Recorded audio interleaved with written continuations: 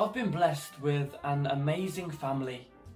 My grandma is from Guernsey, and every single week she'd go to the cinema, or picture house, as she calls it.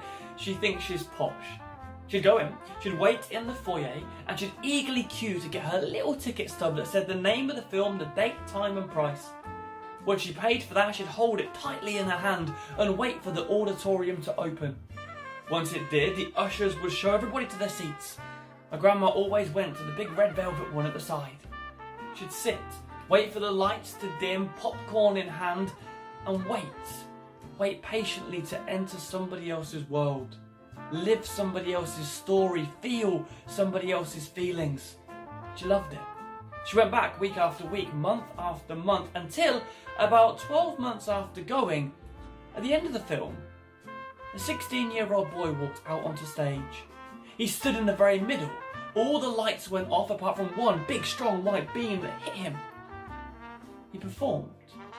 He said that he was an amateur magician. He only knew one trick and he wanted to perform it. The trick was simple, and he did it after every single film. My grandma ended up falling in love with the magic. The film almost became irrelevant. She liked it, yeah, she enjoyed it, sure, but she waited for the moment when the boy would walk out, balloon in hand, about to perform one trick. The trick was simple. He would take the balloon just like so, and he would snap a piece of thread.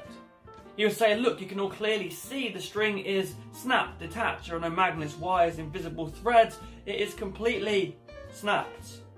He would then snap piece number 2, again showing and saying to the audience, you can examine everything, and of course they could.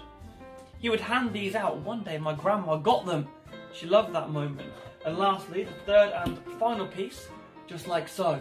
He would say, watch, look closely, carefully. I will roll these 3 pieces into one hand just like this, into a tight, tiny little ball. And the idea, the aim is simple.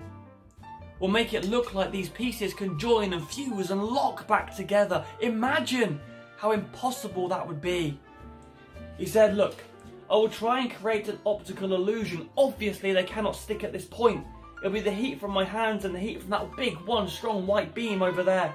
If it falls off, we lift it up. If it works, the applause begins. And then he would gently release his fingers, and the piece would stick. The audience would gasp, my grandma would cheer, but he'd say, wait, no, not yet, stop. You see, the magic isn't complete. For this to work perfectly and properly, these 3 pieces have to join and fuse and lock back together. That's the trick, that's the magic, that's the moment. The memory that will play and replay in your mind isn't this, it's when this lifts. And if we could do it, it would look like this. The entire audience carefully, gently blew.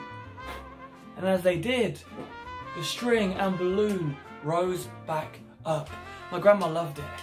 One night in the foyer, this man and my grandma got talking and they got speaking. Then a few months later they got dating, and a few years later they got married. That man became my granddad. He taught me my first magic trick. And I really, really hope you enjoyed it.